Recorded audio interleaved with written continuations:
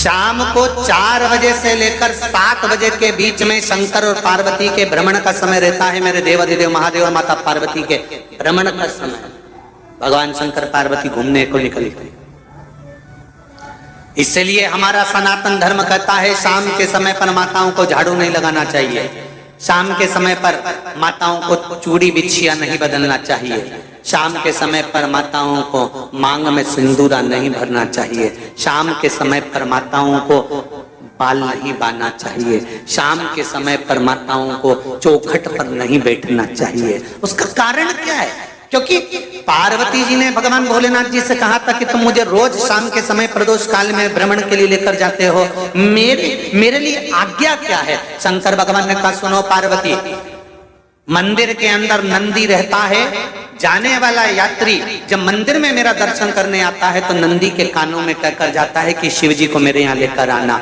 मैं नंदी के अनुसार उनके घर जाता हूँ, मेरा काम है उनका कल्याण करना और तेरा काम है उनके घर की नारी को अखंड सौभाग्यवती का वर प्रदान करना, ये तेरा काम।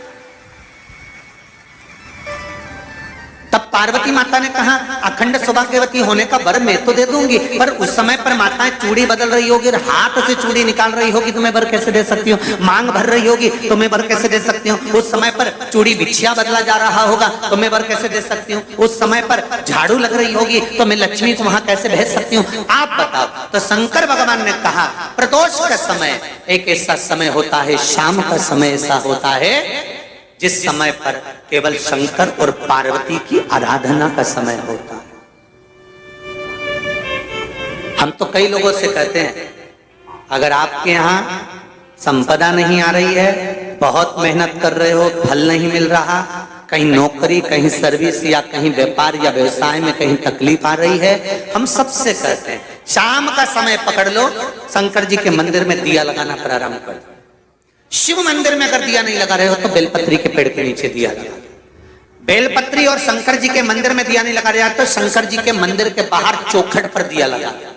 इतना भी नहीं कर सकते तो अपने घर के बाहर अपने द्वार पर दिया लगा दो, पर शंकर जी के नाम का श्री शिवाय नमस्तुभ्यम बोलकर शंकर भगवान को याद कर कर अपनी कामना कर कर बाबा का स्मरण कर कर पंचाक्षर मंत्र नमः शिवाय, षडाक्षर मंत्र ओम नमः शिवाय, द्वादशाक्षर मंत्र ओम नमो भगवते वासुदेवाय, जो मंत्र तुमको याद है उसका स्मरण कर कर लक्ष्मी हो चाहे नारायण हो चाहे राम हो चाहे कृष्ण हो स्मरण कर कर शाम के समय बाहर दिया लगा दो, दरवाजे के पास लगा दो। वो सुनेगा जरूर, आएगा तो उसका वेलकम जरूर होगा और वो कुछ देकर जरूर जाएगा।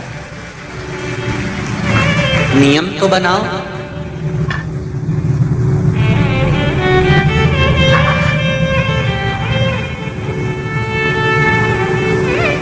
उसकी चौखट पर जाकर कहना प्रारंभ।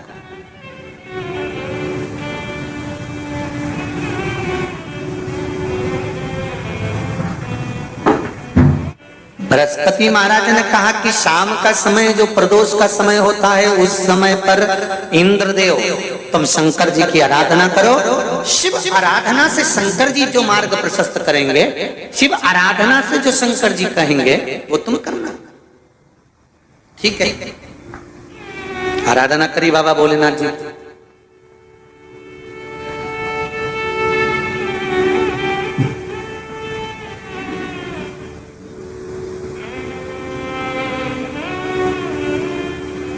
मालूम नहीं था इंद्रदेव को।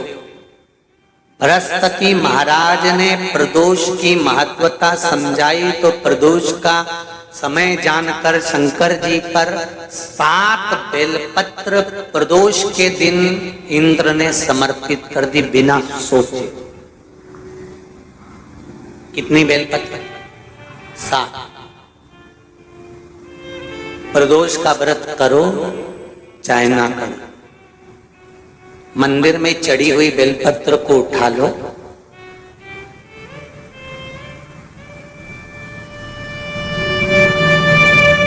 बेलपत्र का ब्रह्म कमल बना लो,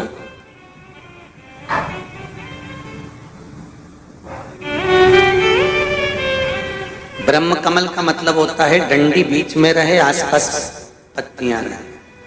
7 पत्ती का ब्रह्म कमल बनाकर, जैसे ये पत्तियां हैं एक जैसी रखी हुई हैं, तो इसको फैला लिया, 7 पत्ती को आपस में फैलाकर ब्रह्म कमल बना लिया। प्रदोष का व्रत करें ना करें, जरूरी नहीं है कि वृक्ष से ही पत्ती लेकर आओगे तो ही शंकर जी को चढ़ाओगे।